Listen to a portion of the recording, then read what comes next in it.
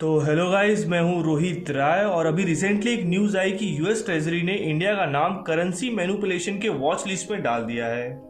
तो आज हम इसी पे बात करने वाले हैं कि क्या है करेंसी मैनिपुलेशन और क्यों इंडिया का नाम यूएस के वॉच लिस्ट में डाला गया है और वॉच लिस्ट में आने से इंडिया को क्या प्रॉब्लम हो सकती है। तो सबसे पहले समझते हैं कि करेंसी मैनिपुलेशन का मतलब क्या है। तो करेंसी मैनिपुलेशन मतलब जब कोई देश अपने करेंसी की वैल्यू जानबूझकर कम करता है ताकि वो प्रॉफिट कमा सके, उसे करेंसी मैनिपुलेशन कहा जाता है। और जब यूएस गवर्नमेंट देखती है कि कोई देश जानबूझकर अपनी करेंसी की वैल्यू डॉलर से कम कर रहा है, तब यूएस उस देश पे करेंसी मैनिपुलेटर का लेबल लगा देती है। अब इसे आसान भाषा में समझते हैं कि ये होता कैसे है। अब एग्जाम्पल के लिए इंडिया और यूएस को ही ले लेते हैं।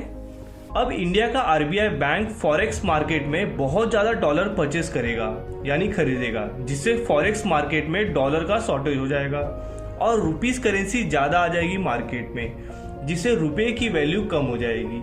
अब रुपए की वैल्यू कम होने से जो अमेरिका के बिजनेसमैन हैं वो इंडिया से ज़्यादा प्रोडक्ट खरीदेंगे, क्योंकि रुपए की वैल्यू कम होने की वजह से उन्हें इंडियन प्रोडक्ट सस्ते मिलेंगे और इंडिया का एक्सपोर्ट ज़्यादा होगा। तो इस तरह से होता है करेंसी मैनिपुलेशन। अब किसी देश का नाम करेंसी मैनिपुलेटर के वॉच लिस्ट में ऐड करना या किसी देश को करेंसी मैनिपुलेटर का लेवल देने के लिए यूएस ट्रेजरी के कुछ क्राइटेरिया हैं। और वो क्राइटेरिया हैं, जब किसी देश का यूएस के साथ बायलैटरल ट्रेड सरप्लस एक साल में $20 बिलियन से ज्यादा हो। ट्रेड सरप्लस यानी एक्सपोर्ट माइनस इंपोर्ट। अब अगर देश का एक्सपोर्ट ज्यादा होगा तब ट्रेड सरप्लस, और जब इंपोर्ट ज्यादा होगा तब ट्रेड डेफिसिट। तो पहला, जब किसी देश का यूएस के साथ ट्रेड सरप्लस एक साल में $20 बिलियन से ज्यादा हो।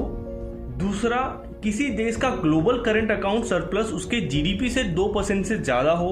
और तीसरा, कोई देश अपने जीडीपी के 2% से ज्यादा फॉरेन करेंसी परचेस करता है तब। तो अगर इस तीनों क्राइटेरिया में कोई देश 2 क्राइटेरिया फुलफिल करता है तब वो यूएस ट्रेजरी के वॉच लिस्ट में आ जाता है। और अगर कोई देश तीनों क्राइटेरिया फुलफिल करता है तब यूएस गवर्नमेंट उस देश को करेंसी मैनिपुलेटर घोषित कर देती है। तो इंडिया 2 क्राइटेरिया फुलफिल कर रहा है। पहला, इंडिया का यूएस के साथ ट्रेड सरप्लस है $22 बिलियन का।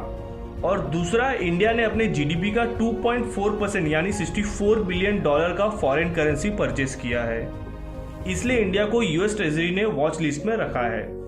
और अब यूएस ट्रेजरी के अगले 2 रिपोर्ट तक अगर ये फिगर कम होगा तो इंडिया का नाम यूएस ट्रेजरी के वॉच लिस्ट से निकाला जाएगा, और अगर नहीं हुआ तो करेंसी मैनिपुलेटर का टैग लग जाएगा। इंडिया के साथ ताइवान और थाईलैंड को भी अभी ऐड किया गया है वॉच लिस्ट में, और China, Japan, Korea, Germany, Italy, Singapore और मलेशिया पहले से ही यूएस ट्रेजरी के वॉच लिस्ट में है।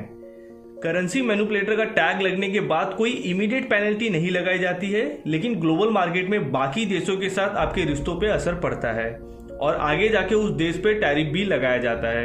लेकिन कुछ जानकार का मानना है कि ट्रम्प गवर्नमेंट के आखिरी दिन बचे हैं, इसलिए वो इस तरह के डिसीजन ले रहे हैं। लेकिन जनवरी में जब जो बाइडन यूएस का कार्यभार संभाल लेंगे तब इंडिया का नाम इस वॉच लिस्ट से निकल जाएगा।